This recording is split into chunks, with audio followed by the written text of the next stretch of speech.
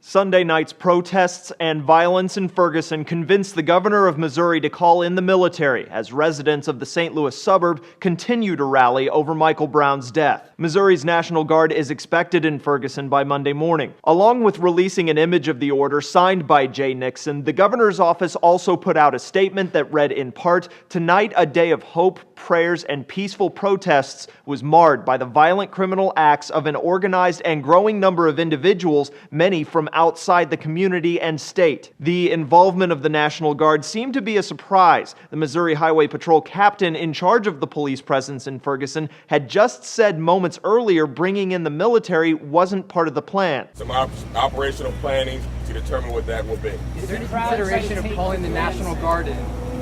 No, at this point we're taking additional steps and we will evaluate our resources. It's a sign that the situation on the ground is either ever-changing, chaotic enough top leaders aren't always on the same page, or both. Yet again, local TV stations like KTVI captured shots of police firing tear gas at protesters Sunday night. Police say shootings, Molotov cocktails, and a large crowd advancing on the police command center forced their hand.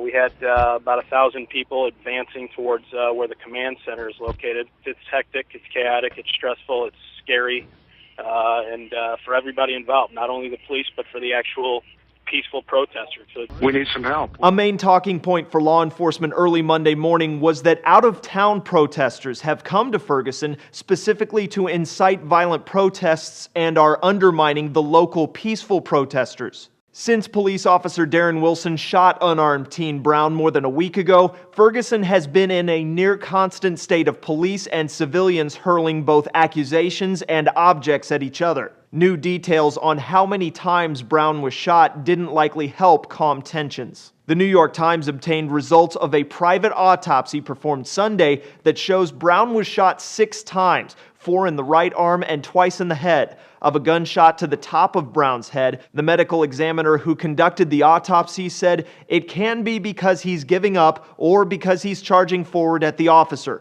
We need more information. Brown's mother spoke by satellite Monday morning on ABC's Good Morning America. She cried as family attorney Benjamin Crump described the location of the 6 gunshots and then told Robin Roberts peace in Ferguson will come with justice for her son. Arresting this man and making him accountable for his actions.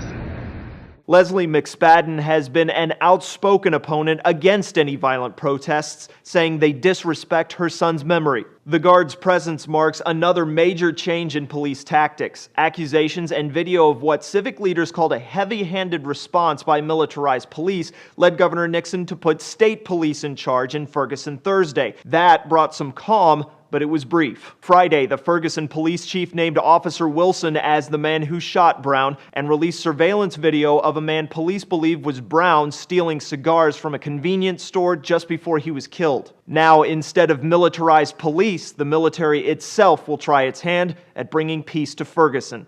For Newsy, I'm Cliff Judy.